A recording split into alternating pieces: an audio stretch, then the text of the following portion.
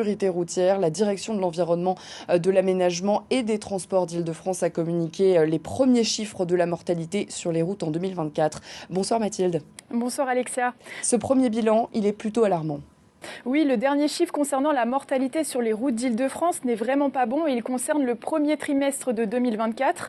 Selon le préfet de la région d'Île-de-France, il y a eu une augmentation considérable du nombre de tués, soit plus de 32,7%. Alors, outre les gros accidents de voiture, il s'agirait surtout des usagers dits vulnérables, c'est-à-dire les piétons, les cyclistes et les motards, car ils sont très exposés au milieu urbain et donc ils représentent une grande majorité des victimes de la route en Île-de-France. En 2023, par exemple, ces usagers vulnérables représentaient plus de 6 personnes tuées sur 10. Dans le détail, concernant 2023, cela fait 76 piétons qui ont perdu la vie, 12 cyclistes et 72 motards. Alors par rapport à l'année 2022, on peut voir que ces chiffres sont plutôt stables. Et la quinzaine régionale de la sécurité routière, Mathilde, va justement axer sa sensibilisation sur ces fameux usagers vulnérables, ceux dont on vient de parler, pour essayer de faire baisser les chiffres de la mortalité routière en 2024.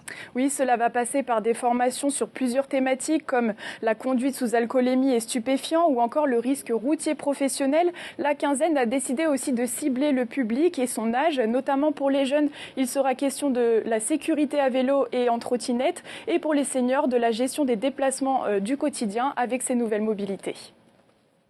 Merci beaucoup Mathilde Couvillère-Flornoy donc pour tous ces détails sur la mortalité routière en Île-de-France qui ne s'améliore pas vraiment, tu le disais Mathilde.